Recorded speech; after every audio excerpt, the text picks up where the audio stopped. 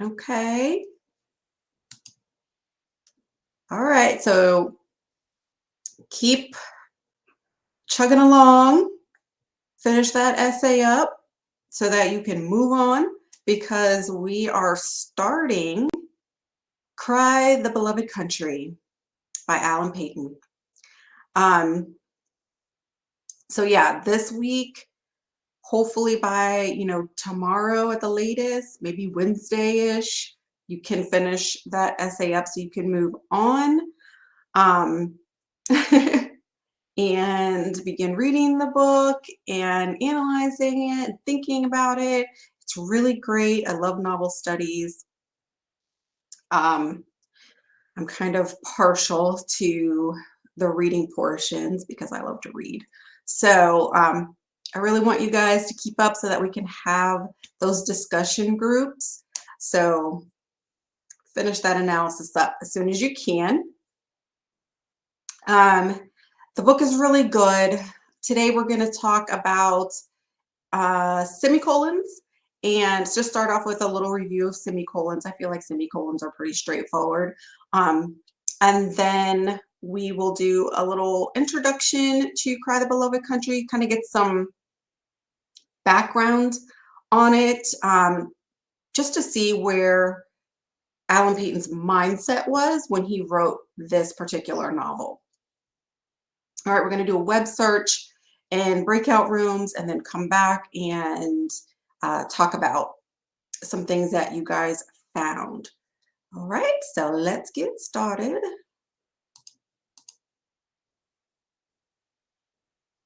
Okay, so what do you already know? If anything, if you don't really know anything at all about South Africa or apartheid, it's perfectly okay because you're going to learn it today. But if you do know something about it, anything at all, please go ahead and type it in the chat.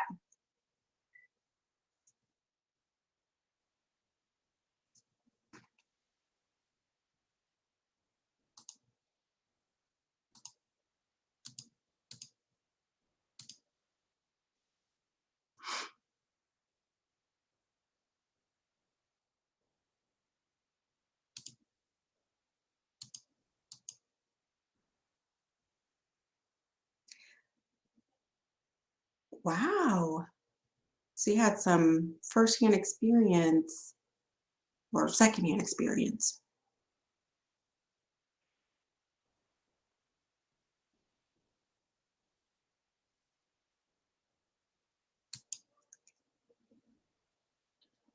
Okay.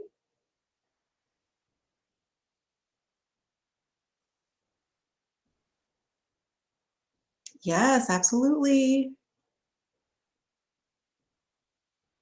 Okay, okay.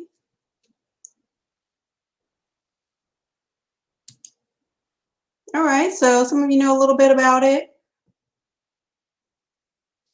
Good. Okay. Um, so I'm going to skip over that because I already told you what we're going to do today. And because we have to, or we don't have to, but we will be doing a web search. And I just wanted you guys to have enough time to get through that. I'm going to go ahead and give you these course definitions. So please add these to your running list. We have clause, compound sentence, conjunctive adverb, coordinating conjunction, and independent clause. So if you want to take a screenshot, that'd be great.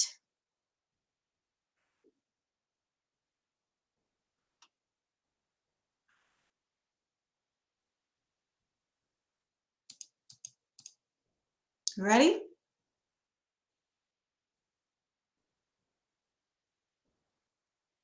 Oh, we got a question. Yes, absolutely. Sorry, I wasn't, Timothy, I see your response here. I wasn't looking at the question portion, only the chat portion. But yes, I see it now. That's exactly what it was.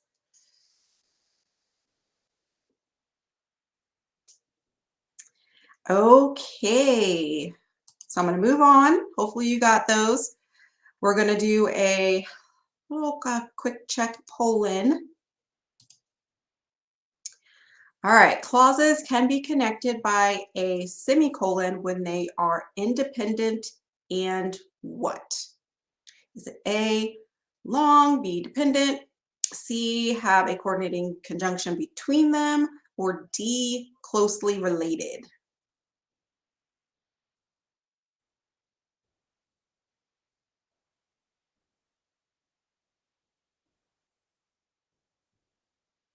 Clauses can be connected by a semicolon when they are independent and what?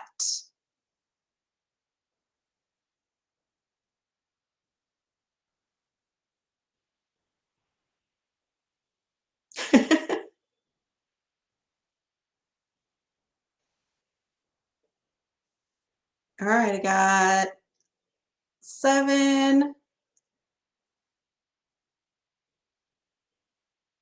8,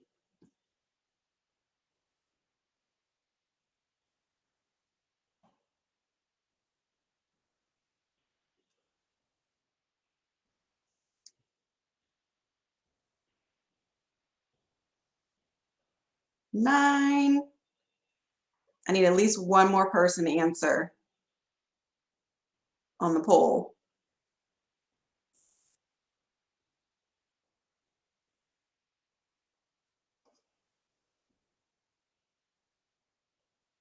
I agree. 10, yes, okay, got it. Thank you. So it's actually D. So the other the other response that people chose was C, have a coordinating conjunction between them. That would be a comma. So it would be an independent clause, comma, coordinating conjunction, and then the rest of the sentence. So almost, but not quite. So it is D, closely related. Okay, so this one is a free-for-all in the chat. When combining independent clauses that are related, there are 3 main ways to connect the clauses. Separating the clauses with a period, separating the clauses with a semicolon, and separating the clauses with a comma and a.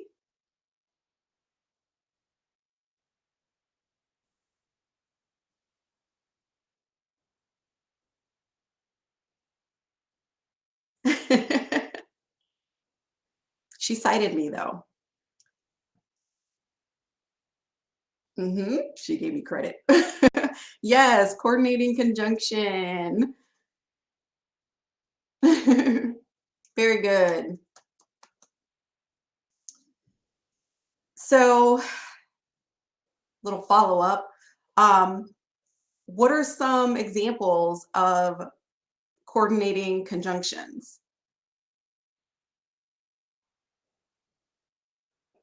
Good. But, and, so.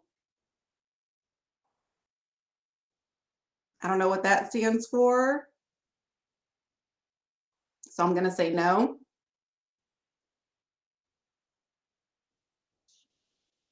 Good. Thus, I still don't know what that stands for. And, yes, thank you. So those are coordinating conjunctions. Good.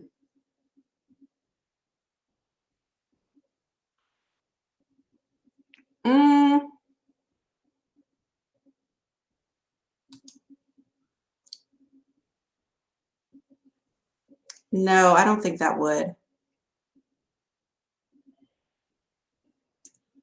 It would have to be used in a sentence. All right, next one. So this one you can use the whiteboard. We're going to connect or match the sentence on the left with the punctuation mark on the right. Okay, and the little line underscore line right there is where the punctuation mark would go.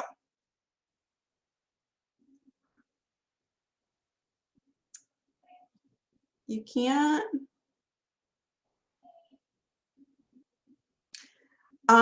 Okay, let me turn it off and turn it back on. Okay, but then also click on the board and you should see the tools to the right. But it's okay if you can't. You can just use the chat if you're not able to use the whiteboard. All right, so in the cupboard, Simon found the key, blank. He placed it in the lock and turned. Second one, alligators and crocodiles are often confused, blank, so the zoo displayed information clearly defining their differences. And 3, I thought about leaving early, blank. Instead, I chose to wait a few minutes more. Yes, indeed. It is B, C, and A. So we have a period. Yeah, that was kind of given away because of the capital H. 2 is C. It's a comma. So you have the comma and the coordinating conjunction. And 3 is A, semicolon. I thought about leaving early. That's an independent clause, semicolon. Instead, comma, I chose to wait a few minutes more.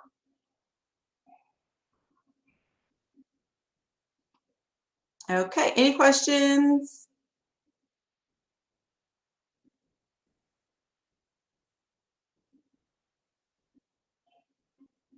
You could.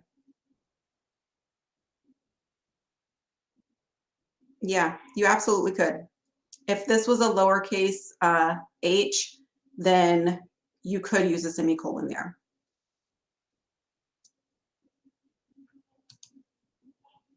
All right, next one, we're going to use the poll again, if you were able to. So for which sentence is the semicolon used properly? Okay, poll is up.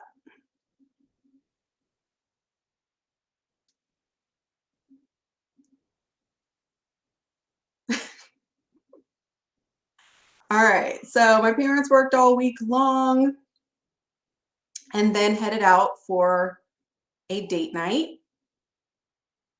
The kennel treats all animals well, which is one reason I send my dog there.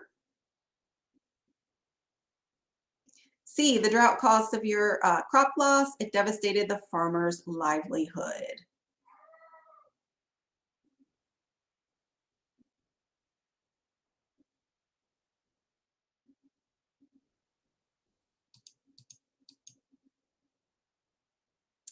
All right. Oh, we have 12. This is awesome.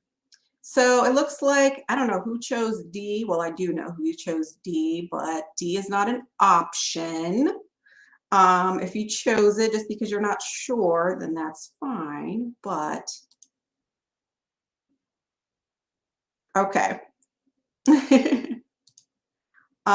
So yes, the actual answer is C.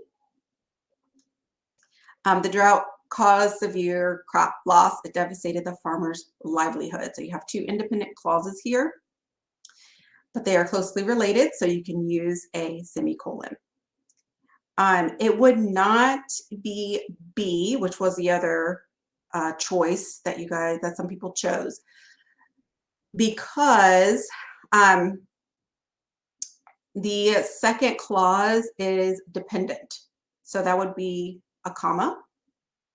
And then same thing with A.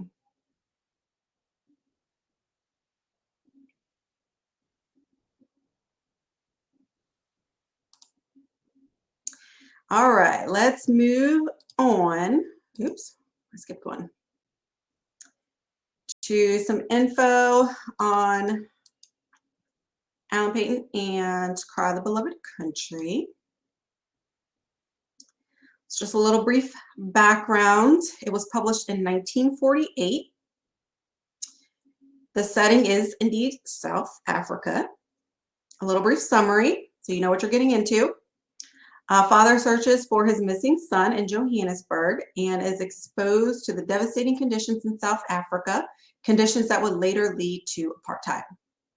Some of the themes that you will see throughout this novel are family, specifically the father-son relationship, injustice, prejudice, and home. That's okay. So this is just a little map of South Africa, which, as the name implies, is the southernmost country in the continent of Africa. Johannesburg is right about there. And the current population as of like 2021-ish is about 6 million people. So it's a fairly large city in South Africa. At the time that the novel was published, I think the population was closer to 2 million. So it definitely has experienced a lot of growth since then. But still, even then, it was a fairly large or heavily populated city in South Africa. So what we're going to do now, like I mentioned earlier, we're going to break out into 3 breakout rooms. So we'll have about 5 to 6 people per room. Yeah, 5 to 6.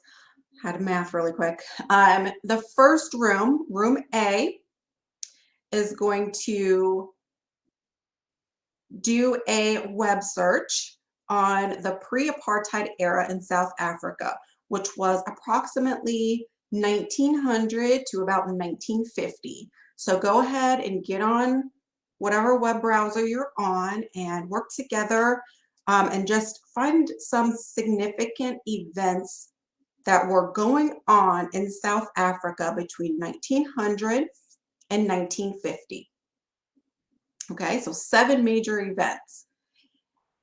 And then group B, the second breakout room, you are going to focus on Alan Paton's life, and that was between 1903 and 1988. So 7 major events in his life. And then group C, which is the third breakout room, you are going to focus on the post-apartheid period in South Africa, and that was between 1994 and about 2020. Okay, so focus your search on South Africa. And, you may veer off a little bit and see what the global society was doing during that time, which may have influenced South Africa, but you still want to narrow it down to South Africa in general, and perhaps even Johannesburg as well. So 7 major events. Okay, and then in your breakout rooms, you'll actually see up on the board, it's going to give you, you don't have to, remember this, but you will see this on your board based on your group. So try to fit it in these little blocks, but if you have to go over, that's fine as well. And then towards, what time is it? 12:23. Yes, so you're making a timeline. So start with the top left block, then move down, then up, down, up, down, up, down. All right, so you're going to put the times in the top blocks and some information down into the lines below it. And then towards the end, I'm going to come into the rooms and do a screenshot so that you guys are able to talk about what you came up with and present it to the whole class. So any questions? Does that make sense?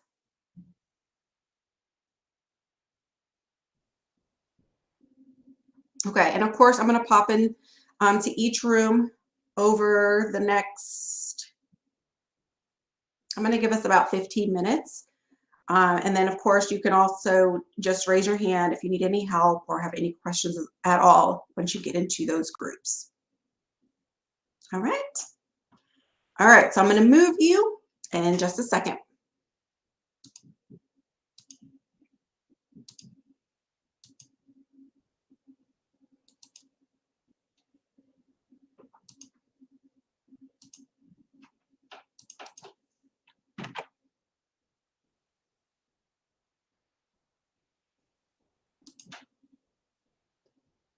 All right, sending you guys now.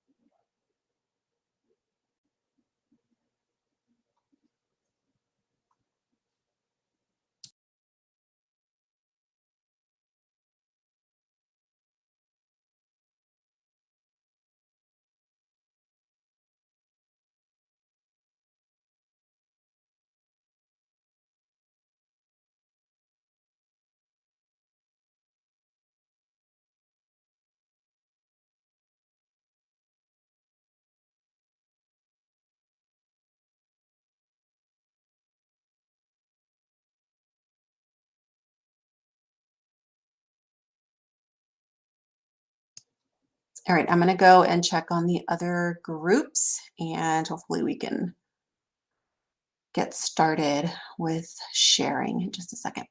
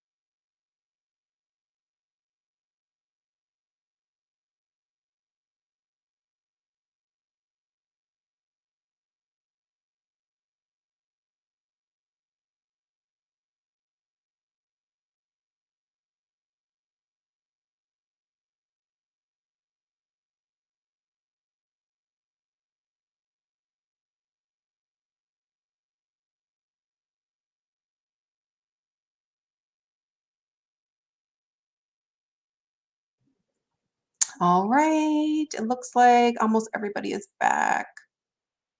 I'm just going to go ahead and close out the rooms.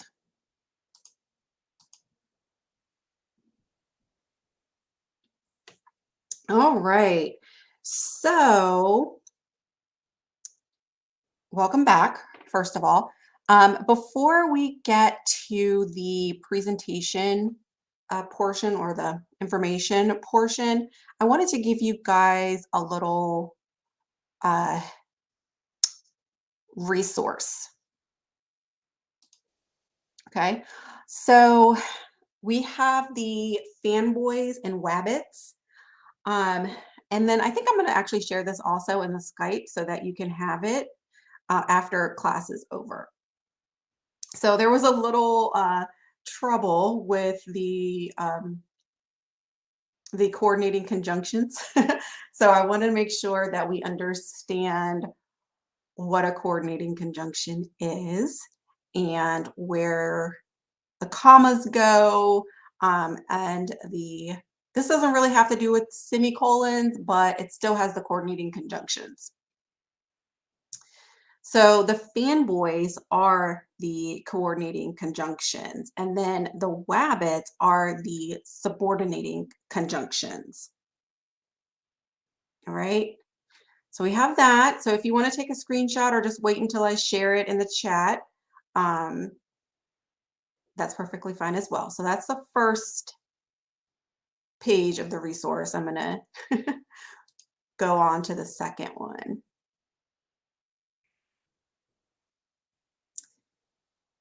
So of course, this is English, so there's always a however portion,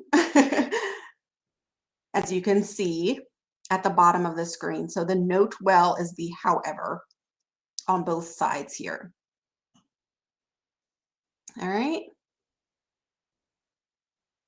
So the fanboys are for, and, nor, but, or, yet, and so. And the wabbits are when, where, while, after, although, before, because, if, though, and since. All right.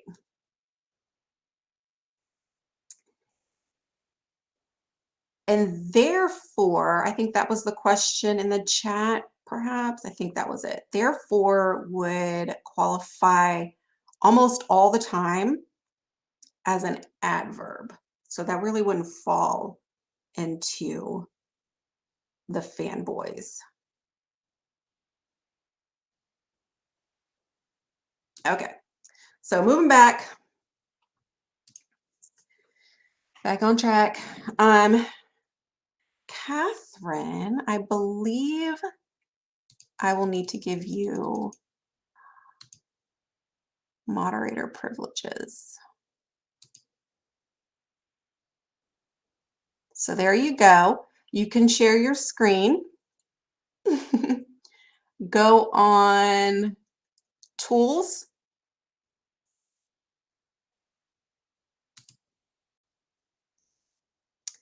Oh, you got it. Desktop share, and then you can choose what exactly you're going to share. Okay. Can everyone hear me?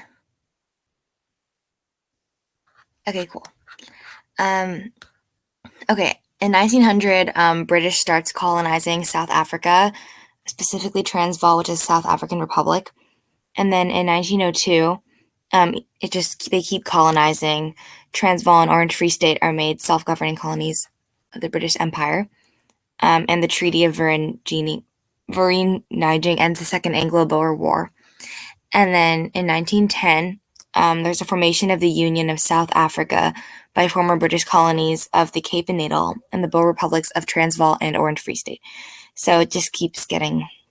So South Africa, is unionized, but it's also colonized by British colonies, which is going to set them up for the apartheid era. And then in 1913, the Land Act is introduced to prevent blacks, except those living in Cape Province, from buying land outside reserves. So that's just like the beginning of the human rights being stripped from colored people. And then in 1927, segregation is mandated in 26 urban areas. So it's not even like just a norm, it's actually like legally mandated. And then in 1934, the Union of South Africa Parliament enacts the Status of the Union Act, which declares the country to be a sovereign, independent state, and British legal authority is removed. But it doesn't seem to do that much, because then the National Party is elected based on racial issues, and it's not in a good way, because then apartheid becomes nationally official, because that party is for apartheid. And then in 1950, it gets very extreme, and it's like the beginning of a whole new era, where all people have to be registered according to their racial group. So the Department of Home Affairs would have to record people according to whether they were white, colored, black, Indian, or Asian. And people would then be treated differently according to their population group. And so this law formed the basis of apartheid. And sometimes it wasn't easy to decide what racial group someone was a part of. And that just it was so important. They had to know. But nowadays it's like everyone is equal, and it doesn't matter which racial group you're a part of. But back then it was it was just the way people defined how they were treated. So it caused a lot of problems. And yeah, that's what we got.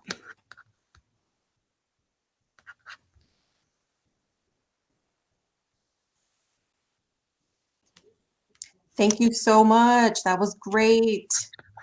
Those events definitely set the stage. All right, so next group, the life of Alan Paton, which was pretty much during the apartheid period. And then I guess I will share my screen for this particular group.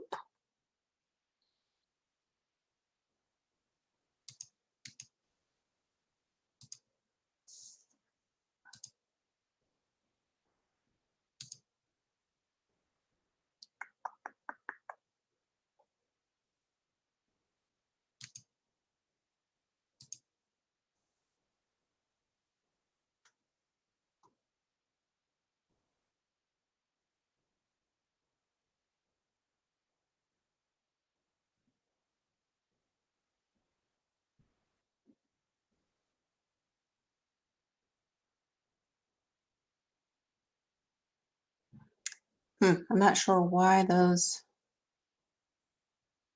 two, the Dulce et Decorum mess and the soldier are up there. But anyway, the rest of it is for group 2. So go ahead, group 2. Let me get off the mic.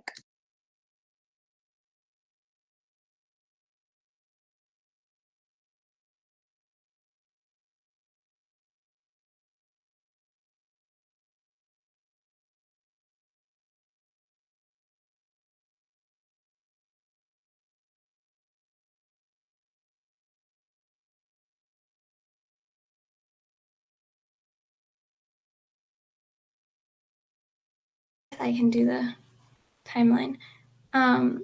So he was born on January 11th, 1903, and then he moved to Johannesburg in 1935. Cry by the Beloved Country was published February 1st, 1948, and he helped found the Liberal Party of South Africa in 1953. His first autobiography was published in 1980, and his second autobiography was published in 1988, and then he died the same year, April 12th of 1988.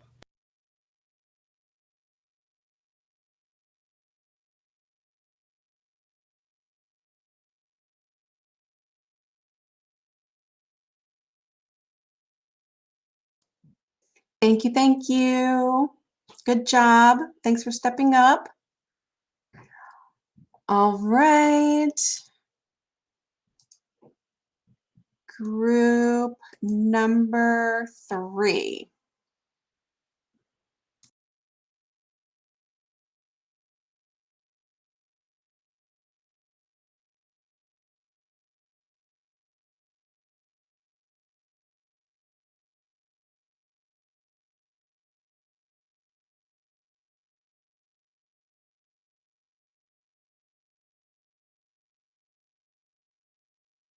So once the apartheid ends in 1994, Mandela becomes president and, tries to form his own form of government, which is the ANC. And then in 1997, Mbeki replaces Mandela and becomes president, which was, his successor. It was a smooth transition to power and, hopes to improve, economic conditions and, reforms and things like that. There were a lot of and as his presidency went on, there was a lot of corruption, and his successor,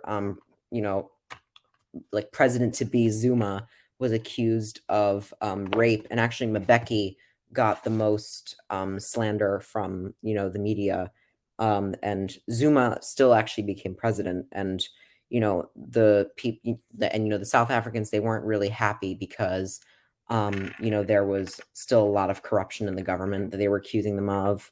And then in 2009, or actually, no, wait, sorry, no, in 2012, there was a suffrage movement for, like protesting for university fees.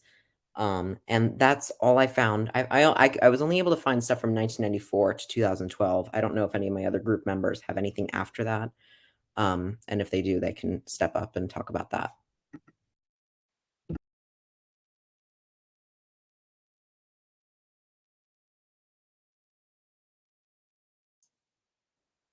Thank you, Jonathan. Does anybody else in group 3 want to add?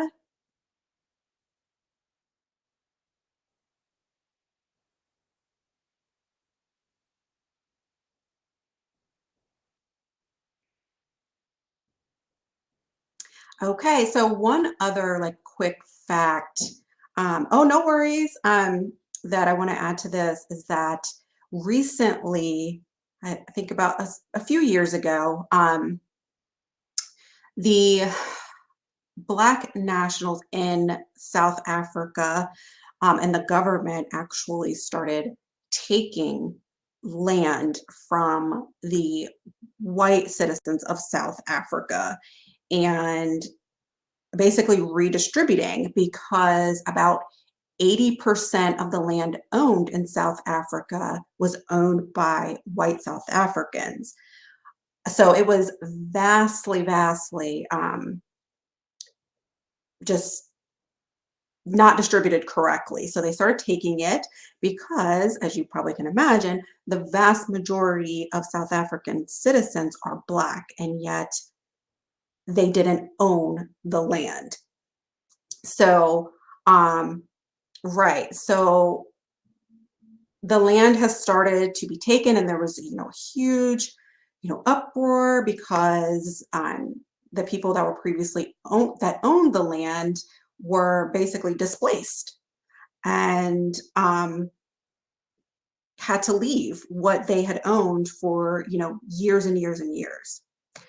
So that is currently, it's still, currently going on in South Africa.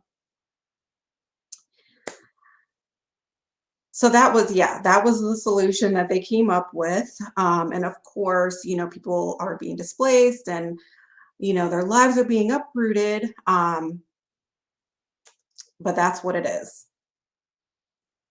All right.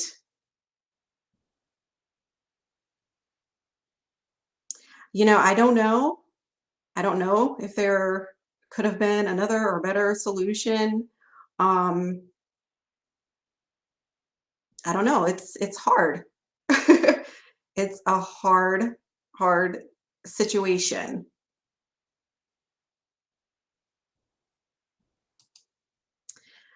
All right. So you guys, thank you so much for participating today and for doing that web search and presenting. Next week, I'm actually going to be out. I have an appointment, so I will have something in the announcements for you guys to do and to earn Class Connect credit. So look out for that. And I guess I will see you guys on the 28th. Happy reading. Yes, have a good week. Thank you guys so much. Bye.